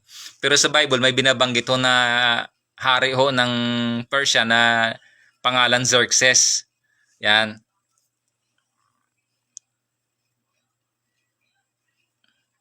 Si Leonidas ba ito? O tama, si Leonidas nga. Yung 300 kasi nagre-represent siya ng Sparta. Kasi ang Sparta, sila kasama yun sila doon sa tinatawag na civilization ng mga Greeks yung mga mahiling mag-aral. Kaya nga ang specific name or scientific name nakalagay lagi sa mga salita na Greek. So anong relation nito? Kasi nung nag-search ako ng Bible, ang lumabas na lang puro Latin, hindi na masyado yung sa Greek. Kaya nagkaroon ng politika, kaya si Elon Musk naglagay din siya ng sarili niyang search engine. Kasi yung mga search engine minsan may mga involved din kasing politika. Ngayon ituloy ko muna yung sa statue. Yung statue kasi merong 4 na empire doon. Yung first is gold, the Babylonian Empire. Sunod is the Persian Empire, which is they use silver. Yung sunod naman doon sa Persia is the Macedonian or Greek Macedonian Empire or Greco-Persian Empire. Ganun ba? May transition kasi yun eh.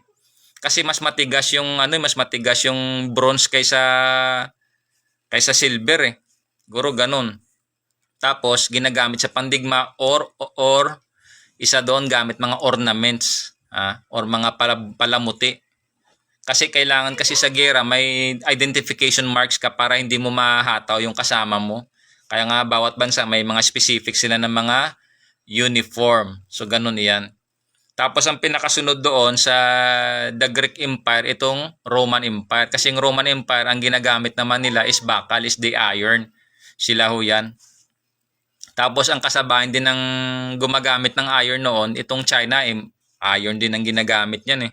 At others pa na civilization kasi na-influensyahan na nga dahil nung nag-collapse yung sinasabing Babylonian Empire, which has a controlled provinces of 128 plus or basta ganon, 120, 130 o 140 provinces ang hawak niya.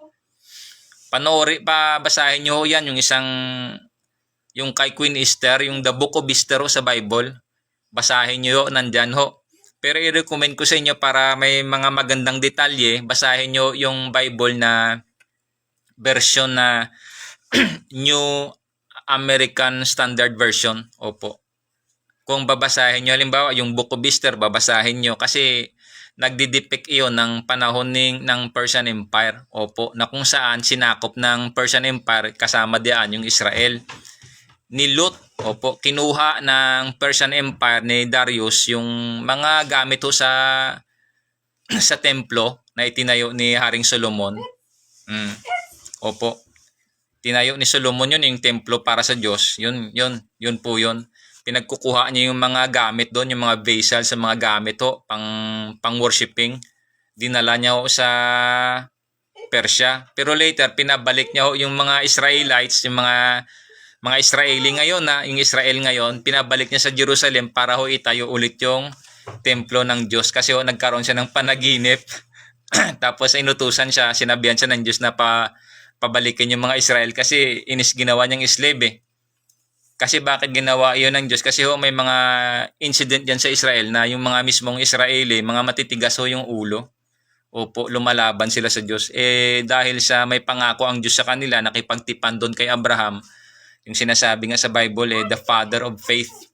Opo. Pero yung the father of faith, under sa sinasabi ng ibang mga scholars, si Abraham. Pero ang totoong the father of faith in the highest extent ho, sa pag-aaral ng Biblia, by spirituality, by biblical sense, the father of faith is yung Diyos ho, yung Diyos na makapangyarihan sa lahat. It's because of his faith. Kasi ang Diyos na may tiwala din eh. Kaya nga binibigyan kanya ng kaloob eh. Kasi nga nakasaad yan sa Jeremiah chapter 17 verse 9 to 10, the heart is deceitful above all things, who can understand it? I, the Lord, search the heart. So ganun ang sabi ng Diyos doon. Kaya ho ifatom ng Diyos yung puso at sinabi ho yan ng Diyos na sa Proverbs 1 verse 23. Behold, return at my reproof. I will pour out my spirits in you. I will make my words known unto you, sabi ng Panginoon. Nananawagan siya kasi daming talagang ayaw sa katotohanan eh. Kaya nananawagan ng Diyos na bumalik kayo sa aking saway. Narito, ibubuhos kong aking espiritu sa inyo at aking bubuksan ng aking mga salita sa inyo. So ganun ho talaga ang Diyos. So balikan natin about doon sa statue na yung sa panaginip ni King Nebuchadnezzar. So nagkaroon ng civilization doon. The Babylonian Empire, which is the gold, the Persian Empire, which is silver, the Macedonian Empire, which is the bronze, the iron, which is the Roman Empire. Ngayon, nasa panghuli na po tayo. Ano iyon? Yung sa paa, bandang paa na hindi na po basta siya pure iron, pero may halo na ho siya, iron and clay. Kasi sa Roman Empire ngayon, meron ho dyan mga clergies. Opo. May mga clergies dyan na hindi naman ho talaga pure na Roman citizen. They were clergy because of Roman faith from all over the world. So ganun ho siya. Pero yung pag-aaral ho, pagdating mo sa pagiging pare, ang pare ho, pinagkaloob yan kay Aaron, kay Aaron. Kasi after si Moses na nakita niya yung land of promise, hindi siya nakapasok doon, binigay niya ho yung panunungkulan kay Aaron. At sinabi din ho ng Diyos iyan na si Aaron magiging pare, pati yung kanyang mga anak. So the tribe of Aaron, of the lineage of Aaron, siya yung dapat na maging pare. So ang tanong dito, baka halimbawa itanong niya, paano yan? Bakit nagkaroon ng maraming pare? It's because yung kwento din ng Israel, nagkaroon ho yan ng hati. O nagkaroon ng hati iyan, yung northern which is the ano ngayon Jordan tsaka itong Israel, nagkaroon ng empire na hati din ho yung ano, nahati din yun yung Israel niyan. Kaya doon sa parting Jordan may mga Muslim diyan eh. So ganun ho. Tapos may mga historical events na or place na nandyan din ho sa Jordan. Siyempre yun nga lang na ruled sila ng Islam kasi yung Islam siyempre nagpapalakas din yun eh. Hindi naman sa iniinsulto ko yung Islam, no? Ang Islam kasi is also a faith. Opo. Pananampalataya din nila iyan. Ang lineage naman ng Islam, kung pag-aaralan mo sa Biblia, sa lineage yan siya ni Abraham din, pero doon siya sa kay Hagar. Si Hagar kasi is a babae, an Egyptian woman na slave. Slave po siya ni Sarah. Si Sarah kasi yan yung asawa ni Abraham. Hindi siya mabuntis. Binigay niya ngayon yung kanyang alila na si Hagar, tapos nabuntis iyon, nagkaroon ng anak. Yan yung anak niya si Ismael. Ang lineage ng mga Islam doon lumabas yan sa lineage ni Ismael. At yung pinaka-prophet nila diyan si Prophet Muhammad. About 700 years, about 7 AD, 700 years after na ng first Christian Empire sa Christian era, yung sa time sa Israel, sa Jerusalem, sa Israel, yung time niya diyan, yung the first 700 years after na ni Christ, nagtayo si Prophet Muhammad ng tinatawag niyang Islam. So ganun ho. Kaya ang ating mga events ngayon, pangyayari, usually are more on religion, related talaga sa religion yan, usual. Opo. Tsaka syempre, alam naman natin na sa Biblia, nakasulat to talaga iyan, na sa Mateo 24, ang sabi nga ng Panginoon, doon bibigyan ko na lang ng emphasis yung sa verse 25. Sinabi ng Panginoon ahead of time.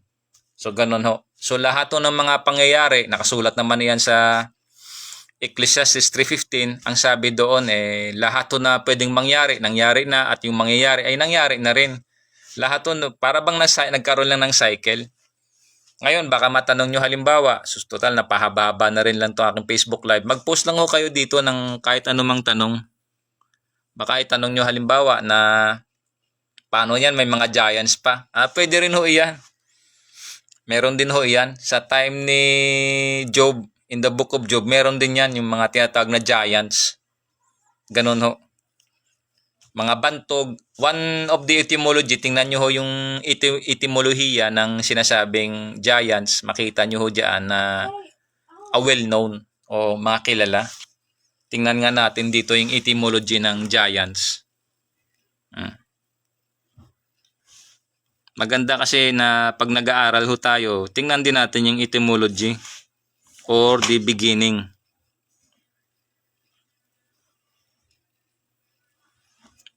Ang sabi ni Google with regards dito sa giants, the word giant originates from the Greek gigas, plural gigantes or gigantes, meaning earthborn, referring to a race of mythological beings born of Gaia and Uranus. It entered English via Old French giant and Latin gigas, often denoting immense size or strength. The term first appeared in English around 1297, eventually displaced the Old English word ent. Ano ito? Ent. Giant. Giant. Kasi ent no? Greek, ano ito? Traces back to the ancient Greek gigas, which referred to, I don't know if this is the gigas or gigas, which referred to divine, savage, and monstrous beings that were eventually destroyed by the gods. Yun ang sabi nila. Kaya nga sabi ko sa inyo, itong civilization ng Greek, mahilig kasi sila mag-aral May record nga rin yan sa Bible na sinabi ni Apostol Pablo, meron silang ginawang templo doon o yung dambana. Ano bang dambana nito? Parang altar. Naglagay sila ng altar na ang nakapangalan doon from the gods, to the unknown God. Opo.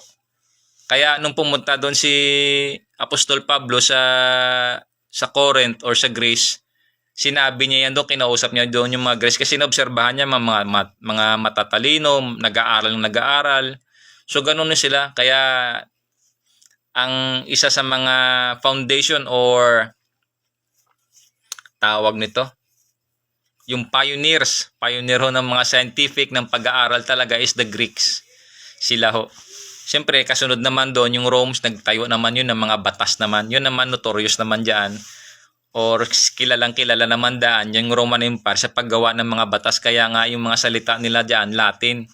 Tulad nito sa akin, yung title pala ng aking Facebook or aking ina-advocate dito is Ode Alteram Partem from the Latin. Ibig sabihin, let us hear the other side. So yun ho yung naging title ko rito.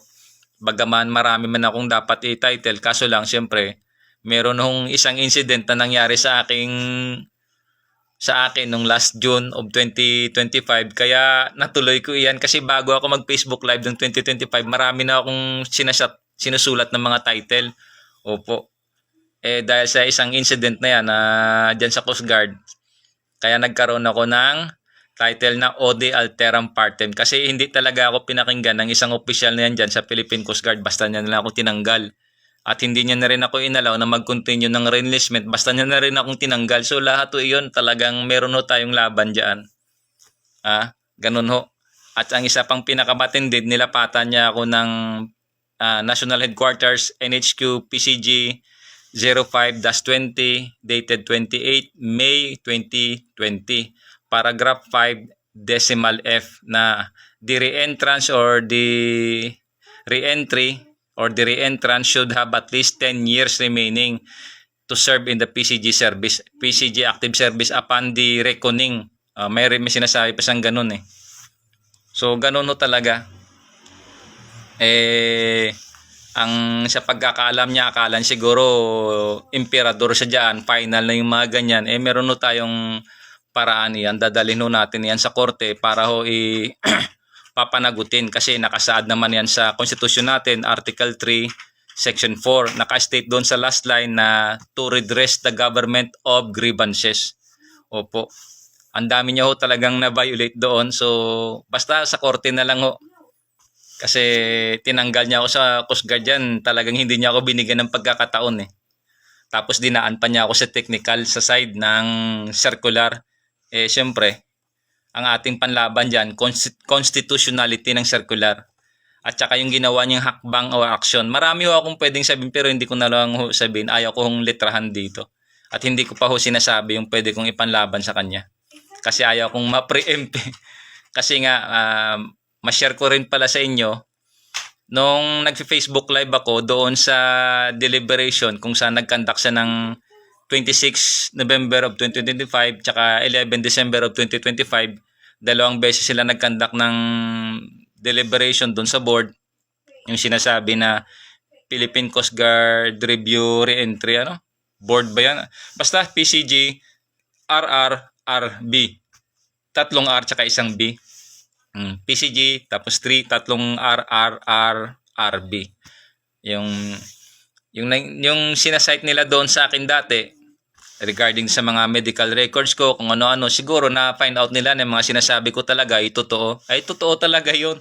Alangan gagawa tayo rito ng kasinungalingan, gagamitin pa sa atin yun. Siyempre sabihin natin yung katotohanan. Kaya hindi nila ako nilapatan. Ang pinakalapat niya lang sa akin doon, yung bukod tangi niya na pwedeng ilapat sa akin para ma-justify niya yung kanyang masabi ko ba na immoral, illegal, abuse of authority, abuse of discretion act is yung NHQ PCG 05-20 dated 28 May of 2020. Paragraph 5 decimal F. Yun lang ho, kailangan 10 years. Sabihin ko na sa inyo, anong 10 years tinanggal mo ako sa age 50. Therefore wala na akong 10 years na matitira, no? Kasi ang technical doon is 56. So ang talaga, meron talagang siyang intent na tanggalin talaga ako. So, ganun lang yun. So, ang laban naman dyan, constitutionality. Kasi merong primary laws. That law or that circular, it will not stand doon as against doon sa constitution. Tsaka, meron talaga siyang intent. So, ganun lang ho. So, yun lang yung sa pinaka-ground siya. Meron pa ho marami dyan. Talagang tatamaan siya nito. At salamat sa Diyos, siyempre. Salamat sa Diyos dahil sa talino at saka sa kaloob. Sabi nga dyan sa Jeremiah 17, chapter 17, verse 9 and 10, na nagbibigay talaga ang Diyos ayon sa kanyang lakad. Ang lakad natin dito para ho sa hustisya. Opo. Hustisya pong aking hinihingi. Kaya nga, mabalita ko rin sa inyo, hindi ho pinirmahan ni Commandant yung naglabas na na-discharge ako na hindi na ako ma-reinstate. Mismo naglabas doon sa board na lang. Hindi ho yung galing mismo kay Commandant. So ganon. Kasi naintindihan siguro ni Commandant na yung utos ni Commandant binali niya. Laki talaga ng problema niya. Doon pa lang sa chain of command tsaka sa conduct and becoming. So ang laki ng problema niya ho. So bahala na sa kanya yung korte dyan pag sakaling makarating man tayo doon. Pero again, sinasabi ko rin sa inyo, panawagan ko na inaayos ko lang ho yung sa GCash ko para ho makahingi ako, makahingi, makapanawagan. At sabi ko nga sa inyo, meron akong ideas, hindi ko lang mailabas-labas kasi wala akong mapaglagyan, although na binobroadcast ko man kasi talagang meron ho. So again, to founder CEO of GoPro, I call upon your attention, Mr. Nick Woodman. If you want ideas, just visit the Philippines and hope to meet you soon diyan sa US Embassy. And if you want any ideas, I could share you the ideas. However, it's not for sale. I will give it to you for free. Just prepare a whiteboard marker, and install, and I will write it down. You can ask me question, and I will be gladly willing to answer. And sabi nga ng Panginoon, ang tinanggap niyo walang bayad, ang binigay sa inyo walang bayad, tinanggap niyo walang bayad, ibigay niyo rin ng walang bayad. So ang aking panawagan lang is tulungan ka ma-preserve yung iyong product name or product brand or brand. At siyempre makatulong na rin sa Amerika gaya ng sinasabi ni John F. Kennedy. Ano ba sabi ni John F. Kennedy? Ito po, ipopost ko ito. For the freedom of man. Ask not what America will do for you. Sabi niya. To my fellow citizens of the world, ask not what America will do for you, but what together we can do for the freedom of man. So ganun no, for the freedom of man. Kaya that is why I'm willing to offer you, Nick Woodman, the founder, CEO of GoPro, is to share to you, give to you ideas. I will pour out my ideas to you for free. Bahala ka na ho. It's up to you. It's not for sale, but then it's up to you. So you just visit the Philippines. If you have time in the future, I see you there as a US Embassy.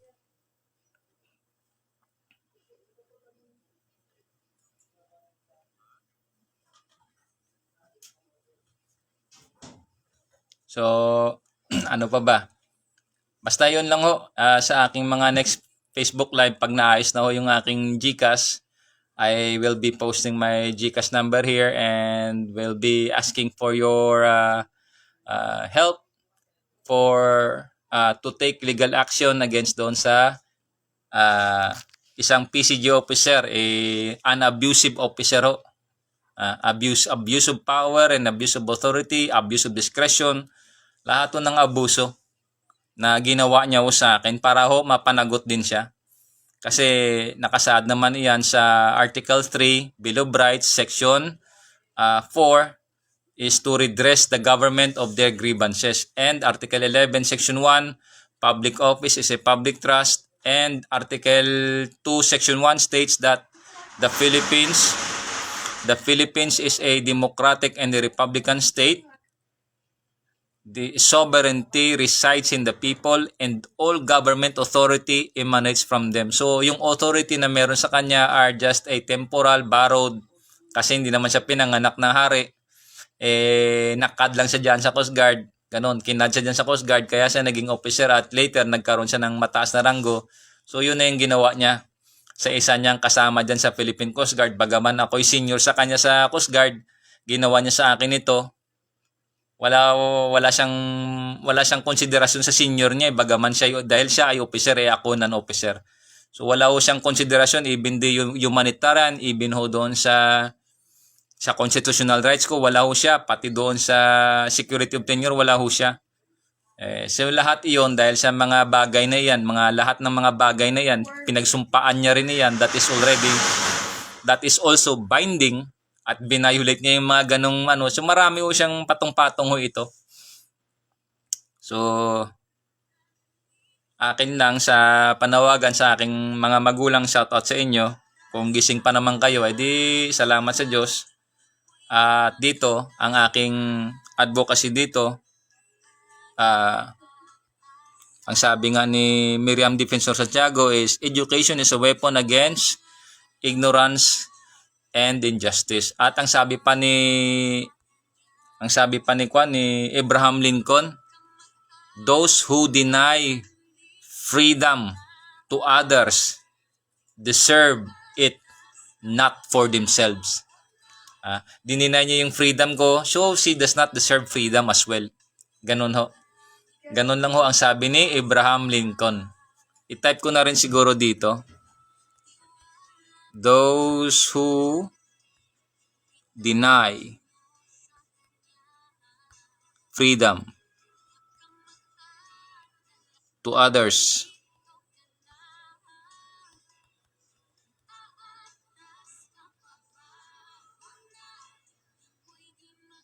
deserve it not for themselves. Abraham Lincoln.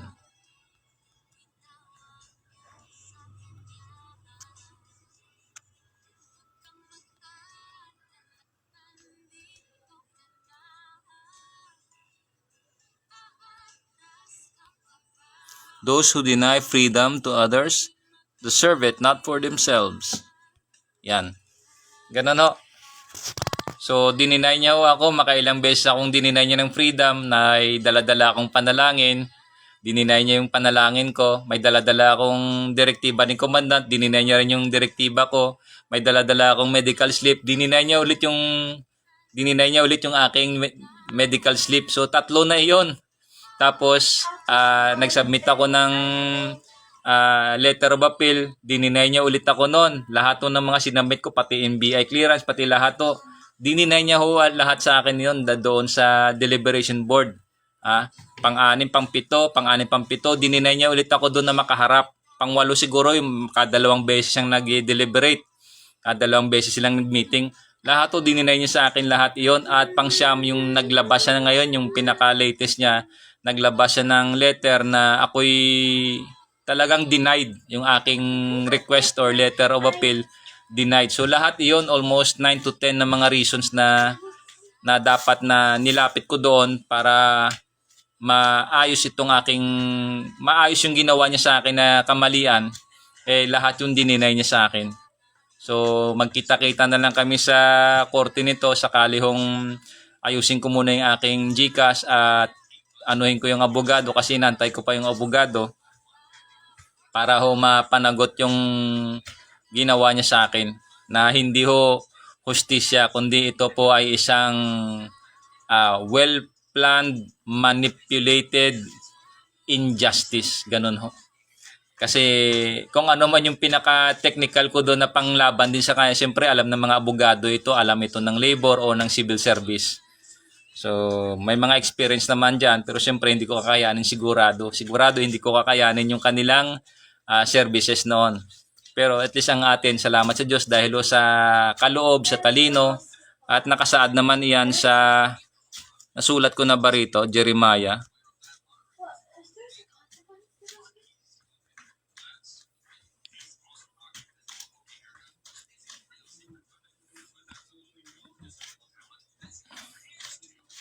Lagay ko na lang dito the gift of knowledge, the gift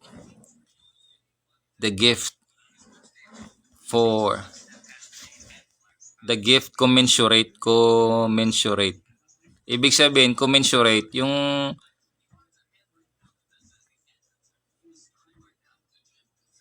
commensurate to man's heart, to a man's heart.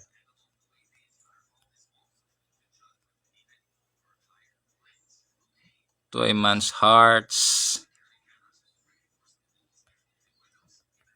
to a man's heart and ways.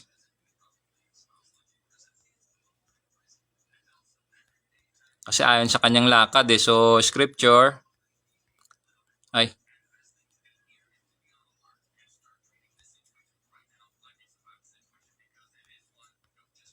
Jeremiah 17,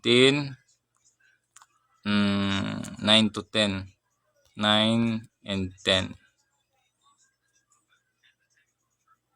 Buksan nyo na lang ho yung, ay, sulat ko pa ba yung ano? Yan na lang. Ayan na.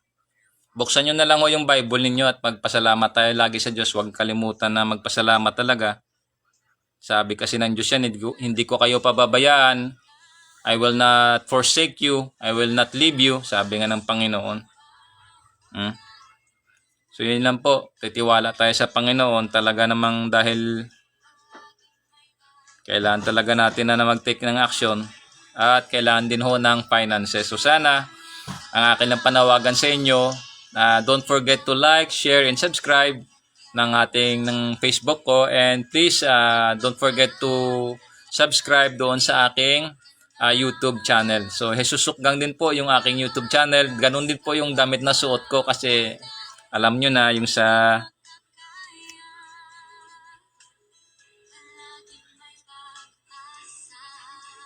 walang pictures eh. So yun lang ho. Salamat sa Diyos ng maraming salamat. At salamat sa aking mga followers, viewers. Maraming salamat po. Again, ang ating pong segment ngayon ay Ode Alteram Partem, let us share the other side. Ito po ang inyong host, Jesus Sukgang Jr. Amen.